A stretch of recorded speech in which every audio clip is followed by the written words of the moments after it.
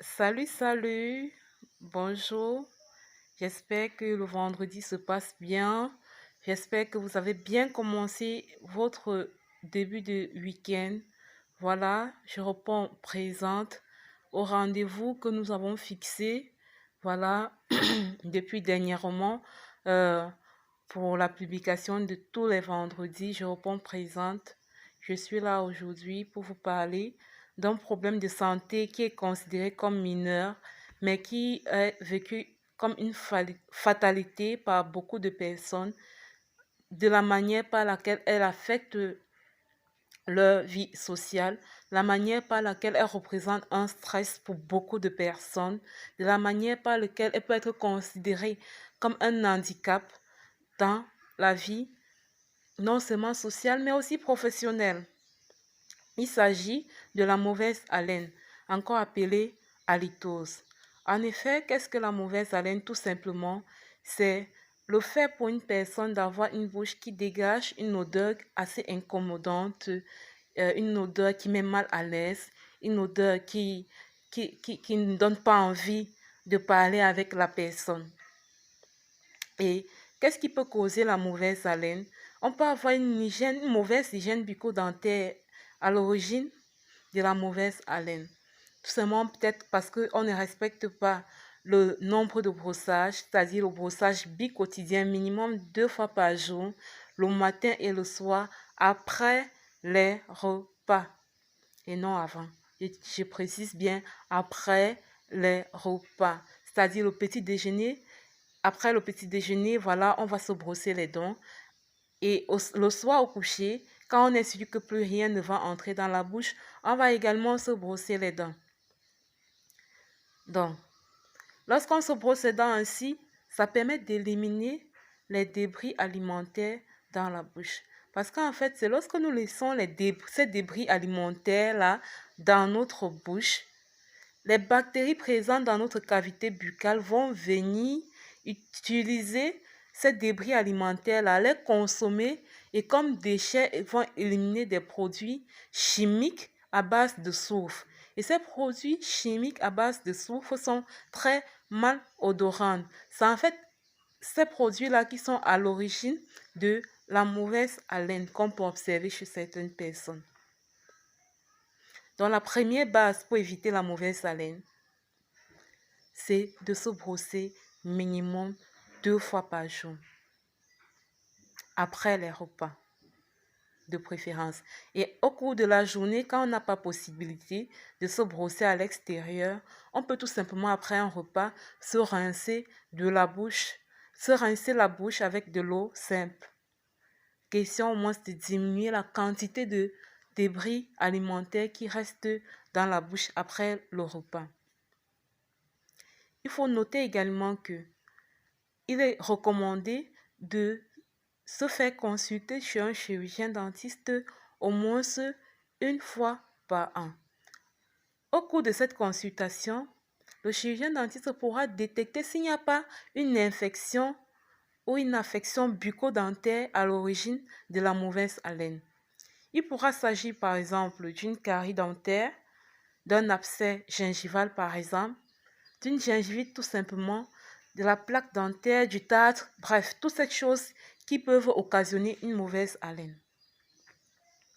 Dans la consultation annuelle chez le chirurgien dentiste est très importante, même si on a pas mal, parce que la douleur n'est pas le seul motif de consultation chez un chirurgien dentiste. Même si on n'a pas mal, on peut y aller pour une consultation de routine.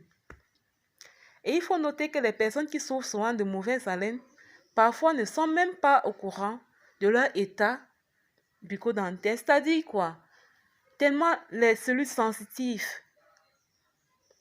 de l'odorat, voilà, sont déjà tellement habituées à un flux constant de mauvaise haleine qu'ils ne parviennent plus à distinguer justement cet état des choses.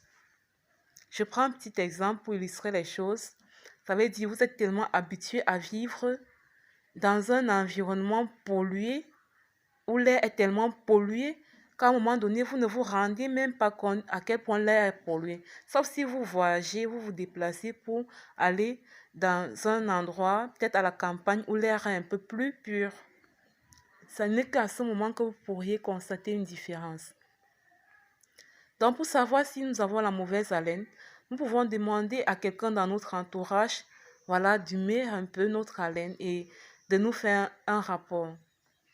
Il n'est pas toujours évident, il n'est pas toujours facile d'accepter qu'on a une mauvaise haleine. Alors, une fois qu'on l'a accepté, il faudra tout simplement se diriger, voilà, chez un chirurgien dentiste pour une consultation qui permettra de détecter l'origine, voilà, de la mauvaise haleine. Si elle est d'origine buccale, c'est-à-dire que si c'est dû soit à une mauvaise hygiène bucco-dentaire ou soit à une infection bucco-dentaire, le chirurgien dentiste pourra résoudre le problème et corriger en même temps le problème de mauvaise haleine. Cependant, si l'origine de la mauvaise haleine n'est pas buccale, il faut noter qu'il y a des maladies systémiques, voilà, qui peuvent être également à l'origine de la mauvaise haleine. Les maladies systémiques, c'est tout simplement les maladies concernant l'organisme en général. Nous pouvons noter par exemple certains cancers, nous pouvons noter par exemple le diabète, l'insuffisance rénale, l'insuffisance hépatique, parfois la cirrhose du foie. Voilà, ce sont aussi des maladies comme ça qui peuvent occasionner la mauvaise haleine. Il y a même la prise de certains médicaments, tels que les médicaments antihistaminiques, voilà, les médicaments contre l'hypertension, les médicaments contre l'hypertension, comme je disais tantôt, les décongestionnants, tous ces médicaments-là qui peuvent occasionner une mauvaise haleine. Alors, lorsqu'on souffre de la mauvaise haleine, voilà, il est important d'aller consulter un chirurgien dentiste qui va faire le diagnostic, qui va poser le diagnostic et nous donner le plan de traitement. Parce que si il se rend compte que l'origine de la mauvaise haleine n'est pas buccale, c'est-à-dire ça ne vient pas de notre bouche, alors il pourra nous référer chez un médecin généraliste qui pourra découvrir une pathologie dont on n'était pas au courant. À ce moment, on gagne toujours à découvrir de manière précoce une maladie dont on ne connaissait pas la présence. On gagne toujours à aller voir un chirurgien dentiste. Voilà, j'ai dit un peu ce que je pouvais dire de manière simple et basique sur la mauvaise haleine parce que je ne vais pas utiliser les gros mots, les gros thèmes. Si vous avez compris quelque chose, n'hésitez pas à vous abonner pour ne rien rater des autres publications. Mais n'hésitez pas non plus à partager à vos proches afin qu'ils soient aussi au courant comme vous. N'hésitez pas. Et je ne saurais terminer cette vidéo sans parler en 1 minute du coronavirus. De ce que nous sommes en train de vivre actuellement, c'est pas facile. Vraiment, beaucoup de courage à nous. Je nous invite tout simplement à rester forts psychologiquement parce que tout se trouve dans le mental. C'est pas facile de se dire qu'il y a des personnes et des personnes, des milliers qui sont en train de mourir à chaque seconde dans le monde entier à cause du coronavirus.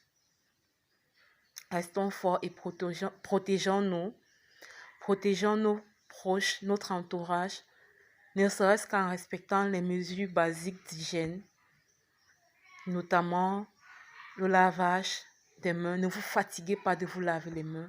Même si on vous prend pour un fou, lavez-vous les mains autant de fois que possible. Vous touchez une porte, lavez-vous les mains. Vous vous salissez un peu là-bas, vous touchez ceci, lavez-vous les mains. Et évitez les salutations. Pas les bises, pas les mains. Oui. Même si on vous traite d'impoli, il n'y a pas de problème. Évitez les salutations comme ça. Utilisez les solutions hydroalcooliques tant que vous le pouvez. Pour ceux qui peuvent mettre des masques sans que ça ne leur gêne en aucun cas, mettez des masques. Mettez des masques. Soyons tout simplement forts, mettons-nous en prière vraiment pour que le Seigneur puisse aider les autorités compétentes à trouver une solution à à cet autre problème qui est en train à cette pandémie, voilà, qui est en train de mettre à terre toute la population mondiale.